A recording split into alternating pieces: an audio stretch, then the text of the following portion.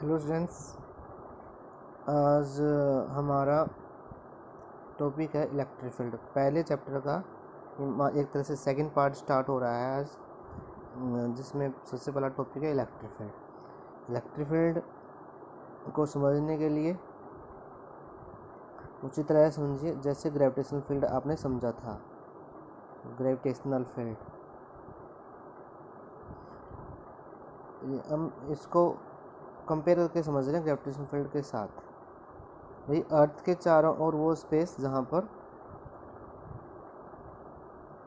अर्थ का gravitational force experience किया जाएगा, महसूस किया जाएगा किसी दूसरी बॉडी के द्वारा। तो इस तरह से अगर मैं सबसे पहले बताऊं कि भाई जैसे कोई क्यू नोड चार्ज आपके पास, और जो उसकी वजह से जो फोर्स है एफ किसी भी पॉइंट के ऊपर, वो किसी मतलब कोई क्यू चार्ज है, क्यू चार्ज की वजह से क्यू नोड चार्ज के ऊपर, मान लीजिए ये क्यू चार्ज है और ये क्यू नोड चार्ज है, दोनों के बीच का सेपरेशन आर है, तो फोर्स होगी वो 4/एप्सिलॉन आर स्क्वायर के इक्वल होगी।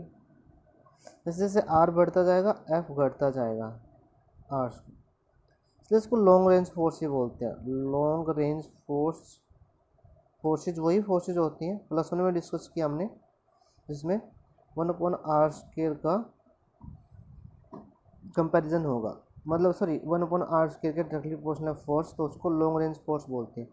ये बहुत दूर जाने के बाद, यह फोर्स बहुत दूर जाने के बाद जीरो होती है। तो इस तरह से अगर मान लीजिए हम क्यू चार्ज की वजह से फोर्स की बात देखें, तो वो जैसे जैसे हम डिस्टेंस बढ़ता जाएगा वो फोर्स घटती जाएगी। मान लीजिए इस पॉइंट के ऊपर वो जीरो हो रही है, तो और अगर हम देखें तो इधर इस पॉइंट के ऊपर और इधर इस पॉइंट के ऊपर, तो जो ये इसके चारों ओर का जो स्पेस है ना, क्योंकि चारों ओर एक स्फेरिकल स्पेस होगा जहाँ पर इसके द्वारा फोर्स किसी दूसरे चार्ज के द्वारा एक्सपीरियंस की जाएगी, तो हम उसको क्या बोलते हैं, हम उसको इलेक्ट्रिक फील्ड बोलते हैं।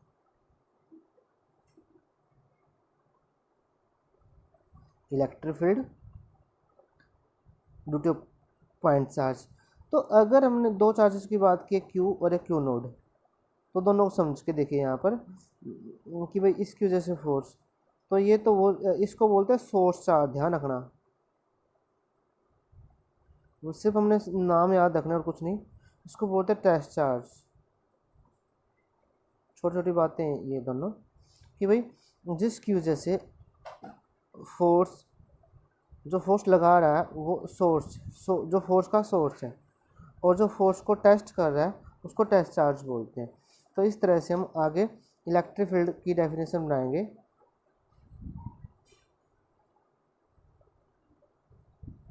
The space around a point charge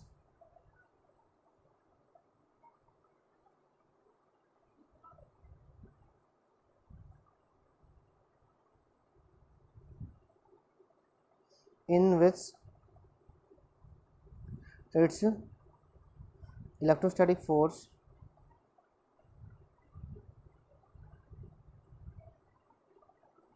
is experienced by any other charge,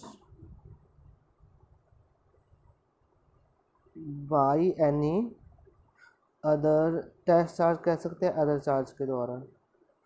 तो इस तरह से अगर मैं समझाऊँ, बताऊँ आप लोगों को, भाई क्यू चार्ज है और पता है आप लोगों को इस क्यू चार्ज की वजह से, वही दोबारा से रिपीट कर रहा हूँ कि इस पॉइंट पर जाकर फोर्स जीरो होगी, इससे पहले फोर्स है, और इधर भी ऐसे ही होगा, इधर भी ऐसे होगा। तो जो ये स्पेस है इसके चारों ओर, ये स्पेस क्या कहलाएगा, इलेक्ट्रिक फील्ड कहलाएगा। इलेक्ट्रिक फील्ड आपको पता है, फील्ड का मतलब क्षेत्र होता है, स्पेस होता है। तो ये हो गया इलेक्ट्रिक फील्ड की हमारी डेफिनेशन, बिल्कुल इजी, जैसे ग्रेविटेशन फील्ड है वैसे ही इलेक्ट्रिक फील्ड की डेफिनेशन हो गई आपकी। इसके साथ नेक्स्ट टॉपिक है वह electric field intensity. Electric field intensity, ध्यान से समझना इसको। इलेक्ट्रिक फील्ड की स्ट्रेंथ किसी पॉइंट के ऊपर। The strength of electric field, the strength of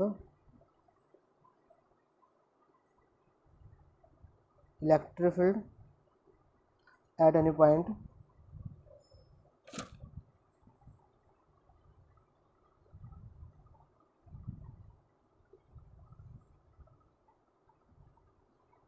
due to point charge.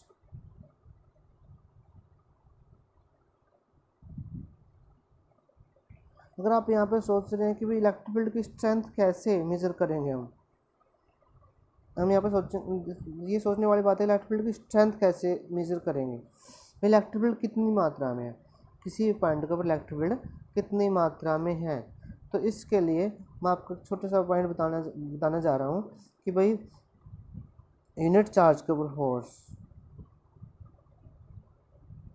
अब कोई भी, अगर आप किसी बाज़ार में कोई सामान खरीदते हैं तो वहाँ पे देखिए जो रेट होता है वो रेट किसका होता है, वो रेट 1 यूनिट का होता है, 1 किलोग्राम का, फिर 1 मीटर का, सॉरी 1 लीटर का, इस तरह से, या फिर कोई भी मतलब किसी भी जो क्वांटिटी है उसकी यूनिट के अकॉर्डिंग,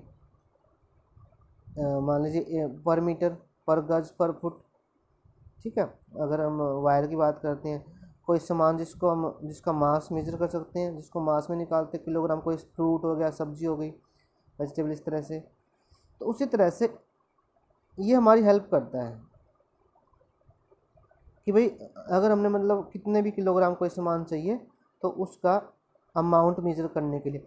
उसी तरह से जो यहाँ पे इलेक्ट्रिक फील्ड इंटेंसिटी है, इलेक्ट्रिक फील्ड इंटेंसिटी भी हमारी हेल्प करेगी क्या करने में, इलेक्ट्रिक फील्ड इंटेंसिटी भी हमारी हेल्प करेगी फोर्स मेजर करने में, किसी भी चार्ज का फोर्स मेजर करने में हमारी हेल्प करेगी। तो यहाँ पर the force on a unit positive charge, इसकी इस डेफिनेशन को आपने याद रखना है। कंप्लीट डेफिनेशन नहीं है बट ये याद रखने की डेफिनेशन है। 1 यूनिट चार्ज के ऊपर जो फोर्स होती है वो इलेक्ट्रिक फील्ड इंटेंसिटी होती है। अब अगर मैं आपको यहाँ पे बताऊँ कि भाई जैसे कंप्लीट डेफिनेशन बताऊँ, उससे पहले समझिए कि अगर आपने किसी चार्ज की वजह से किसी पॉइंट के ऊपर इलेक्ट्रिक इंटेंसिटी निकालनी है तो वो हम 1 यूनिट पॉजिटिव चार्ज के ऊपर फोर्स निकालते हैं, क्योंकि यूनिट चार्ज तो हो गया लेकिन यूनिट के साथ हमने पॉजिटिव भी ले लिया, क्योंकि 2 तरह का चार्ज होता है, एक पॉजिटिव और एक नेगेटिव। तो हमने यूनिट पॉजिटिव चार्ज को हमने बेसिक मान लिया, इसको मतलब इसको हमने एक तरह से यूनिट मान लिया। तो इसके ऊपर हम फोर्स निकाल लेते हैं। इसके ऊपर फोर्स निकालने के बाद जो इसके ऊपर फोर्स होगी वो हमारी क्या होगी, इलेक्ट्रिक फील्ड इंटेंसिटी होगी। सिग्निफिकेंट क्या होगा इसका, उसको बाद में डिस्कस करते हैं।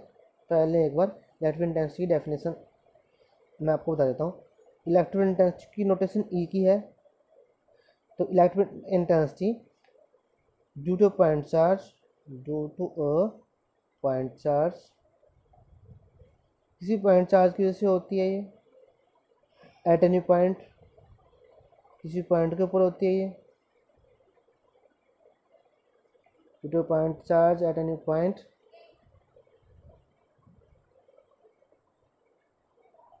इन द इलेक्ट्रिक फील्ड होनी चाहिए। ये पॉइंट लिखो या ना लिखो, लेकिन लिखोगे तो अच्छी बात है, क्योंकि इलेक्ट्रिक फील्ड के बाहर तो इलेक्ट्रिक फील्ड इंटेंसिटी 0 होगी। Is defined as the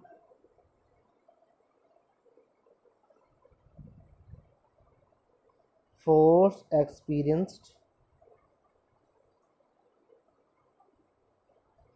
by unit positive charge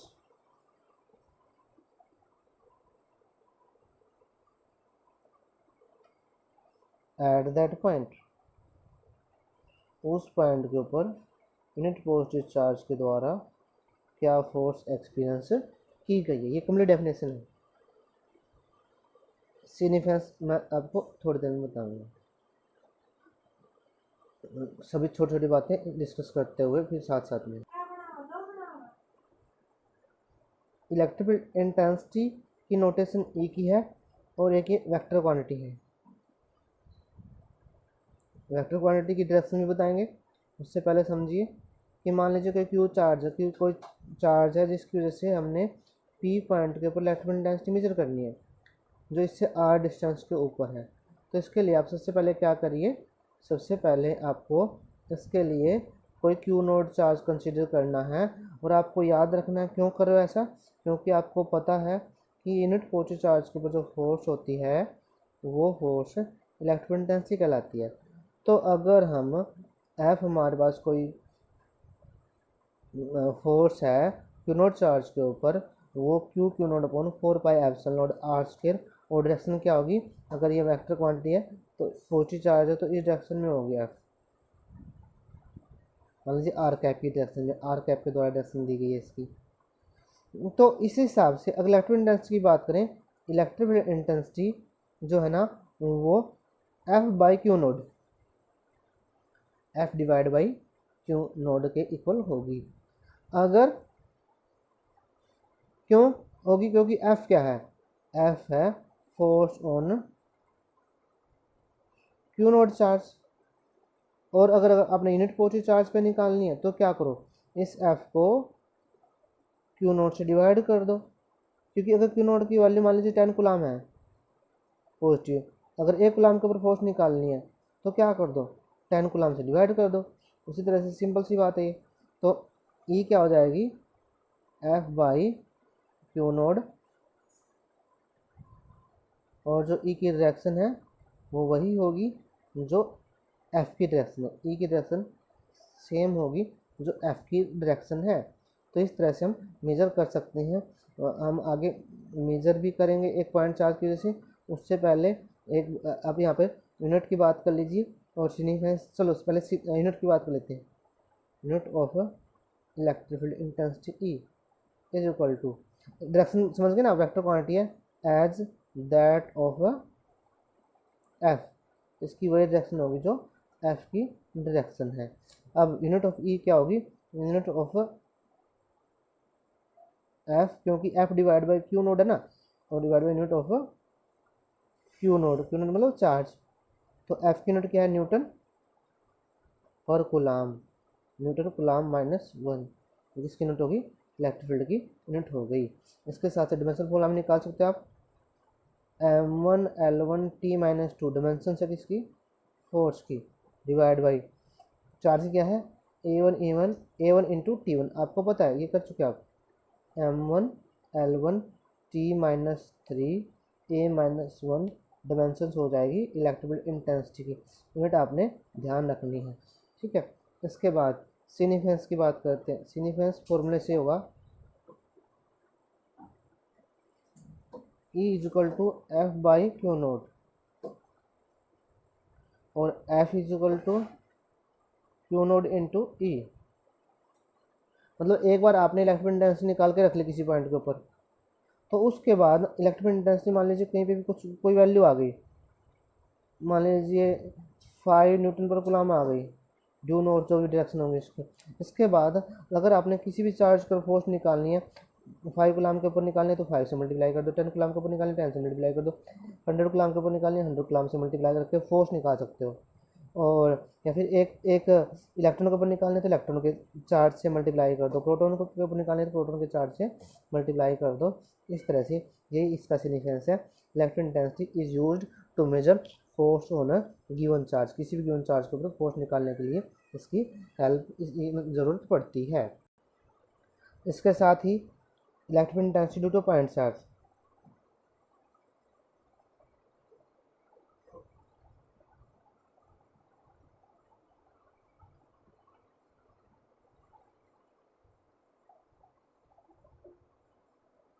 छोटा टॉपिक है। मान लीजिए क्यू कोई चार्ज है, ओ पॉइंट के ऊपर क्यू चार्ज है, क्यू नोट नहीं है क्यू है, और let we have to calculate electric intensity at point P.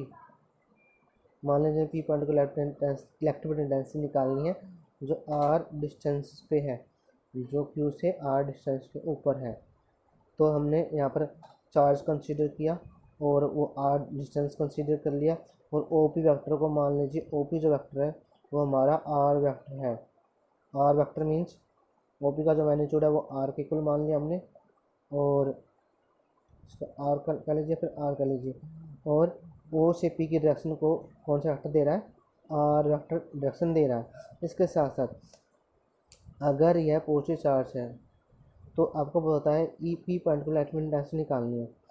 तो अगर तो उसके लिए आप सबसे पहले कोई भी चार्ज टेस्ट चार्ज कंसीडर कर लीजिए, क्यू नोड चार्ज कंसीडर कर लीजिए किस पॉइंट के ऊपर, इस पॉइंट के ऊपर। और यहाँ पे फोर्स देखिए, फोर्स ऑन वही सेम है जैसे पिछले वाला था, force on Q naught charge का फोर्स क्या होगी, F is equal to Q naught upon 4 pi epsilon naught R square. और ऊपर मतलब अगर डायरेक्शन की बात करें, ये एफ की डायरेक्शन होगी, O to P, O P की डायरेक्शन में कर लीजिए, या फिर ओ से पी की तरफ, या फिर आर कैप से कर लीजिए, direction is given by R cap. तो इस तरह से, और ई क्या हो जाएगा, F by Q naught, this is equal to Q upon 4 pi epsilon naught R square R cap. Electric intensity हमारे पास मेजर हो गई। डायरेक्शन की बात करें, ई हैज़ सेम डायरेक्शन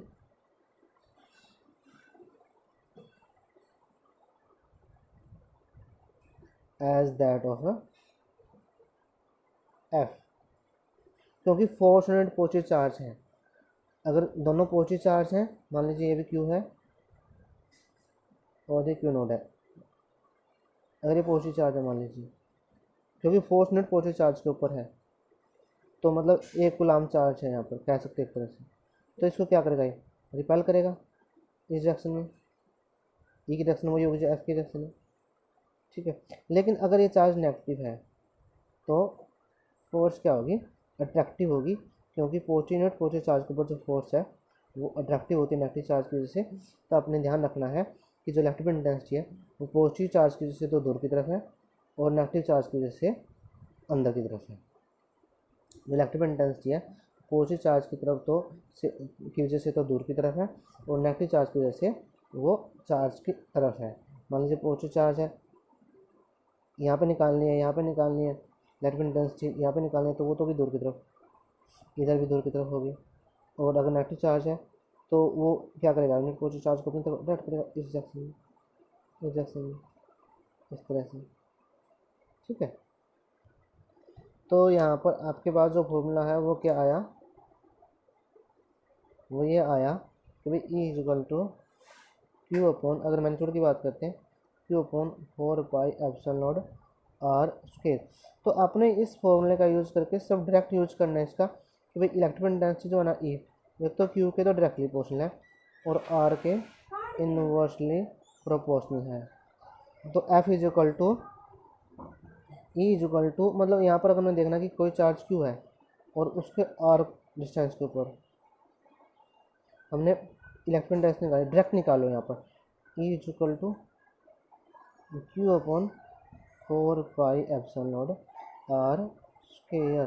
अगर पॉजिटिव है तो दूर की तरफ और नेगेटिव है तो अंदर की तरफ, ये दोनों बातें हैं इलेक्ट्रिक इंटेंसिटी की।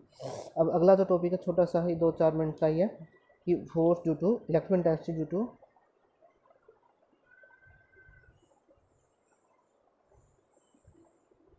Various charges. जैसे हमारा प्रिंसिपल ऑफ सुपरपोजिशन था उसी तरह से है, let we have to calculate electric intensity at point P due to charge Q1 Q2 Q3 and so on Qn। इस तरह से n चार्जेस की वजह से हमने, अगर ये डिस्टेंस है, ये R1 डिस्टेंस है, और ये डिस्टेंस है जो ये R2 डिस्टेंस है, और ये डिस्टेंस जो है ना वो R3 है, इस तरह से ये डिस्टेंस है Rn है, या फिर वेक्टर क्वांटिटी में डिस्प्लेसमेंट मान सकते हैं आप इनको। तो अगर बात करते हैं नेट इलेक्ट्रिक इंटेंसिटी जो होगी E, वो क्या होगी, E is equal to E1 plus E2 plus E3 plus up to En।